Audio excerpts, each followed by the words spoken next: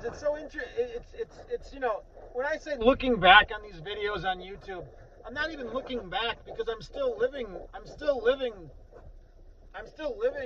what happened ever since I went to Norway and couldn't go back to Norway. I've been living all of that ever since, and will continue to live it probably forever. So it's funny looking. Not funny. It's interesting looking back because I was really excited at a time because I had this freedom that I'd never had before because when I'd come back from Norway, my employees, became their responsibility to run the business, and this amazing thing had happened with Taylor Swift and the interaction that was going on. So it was exciting for me to have that freedom for the first time, to go out east. And originally I was going to go to Alaska, and I wanted to pan for gold to get enough gold to make some jewelry, which would have been amazing. And it was that kind of freedom that I had. I wanted to go to Nome and see if I could find, if I had spent, 4 months, 3 or 4 weeks in Nome, I could have found maybe enough gold to make a ring. Who knows? That was the exciting kind of plan. And it changed because I decided to buy a vehicle. I decided to buy a vehicle because I was thinking that possibly somebody was going to be coming here to visit at some point, and I had this old truck, and it was going to be exciting for that person to come visit. I'm not naming who that person was because I choose not to anymore. But and I was just thinking of all these different things, and like I hadn't spent any money. I had saved all my money for years and years and years, and then I went over to Norway and spent a chunk of it. So on the building and on tools and hotel and all kinds of things. So no one realized how much money I had saved. So now I had this freedom, and I wanted to act, but see, spending that money in Norway was still work. So when I was back here in the United States, I had this freedom, and then I wanted to actually spend some money on something fun for once. Because the thought at the time was I was going to be going back. I was going to be going back to Norway at some point soon, and we didn't know about the coronavirus. We didn't know about other things, but I wanted to actually spend some money and have some fun with some money here in the United States for once, because I never had that freedom before. So that's why I went out. When I decided to go out east, and I decided to buy the vehicle in Taylor Swift's hometown, and then the trip progressed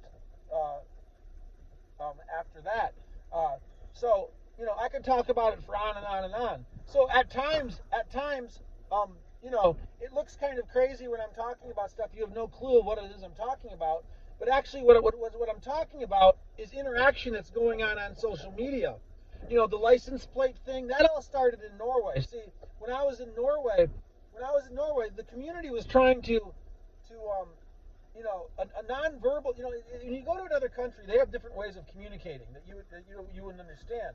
I've explained this before, but they tapped into my psyche, people in the community in Norway, because of the license plates.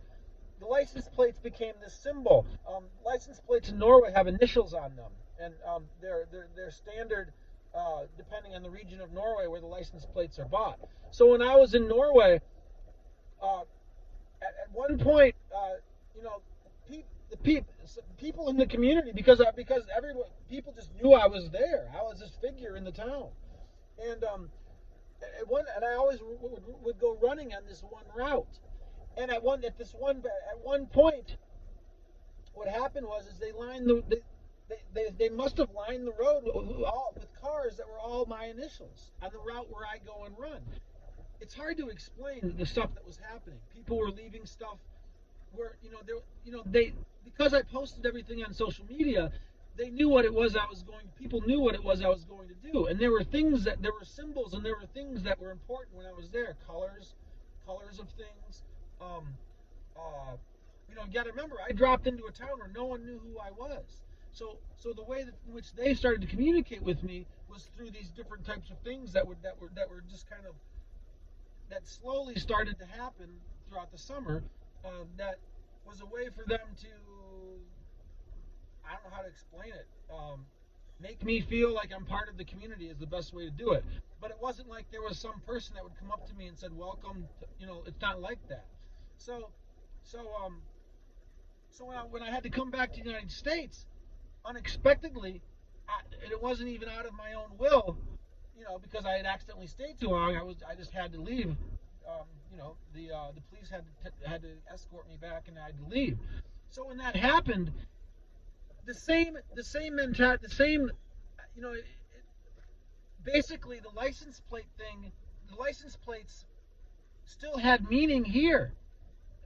The letters and the words still had meaning here, and it's hard to, and then here I was for the first time going out east, traveling on my own, all over the place, and I had bought this kind of wild new truck, this Jeep, and I was wearing cat shorts, and I was doing all kinds of things that I'd never done before, and the license plate, the meanings behind the license plates, lots of stuff was happening. I was paying attention to license plates still because it was still like something I was like I couldn't like forget about it. So and license, and we have a lot of vanity plates now here in the United States, and people do use vanity plates as a way of I don't know how to explain it. Showing off, telling you something. So I was communicating over social media, with people like I am now, and I wasn't sure what was going on exactly yet because because people were, it was a new thing that was going on. So I'm talking about things that no one has any understanding of because people where I come from, they don't know what that means, communicating over social media in a non-verbal way. People posting things in reaction to other people posting things. It was all new. So I'm talking about things because there's people communicating with me through imagery on social media. So I'm talking about things that no one can see or understand. So it makes me sound like I'm crazy. It makes me sound like I don't know, like I'm just making stuff up out of thin air, I guess. And at the time I wanted to record all of it for different reasons at the time. So I have no reason to delete the videos because I know exactly what was going on at those moments. I was running, going to the gym, in good shape, still am, and so that's some of the explanation behind it.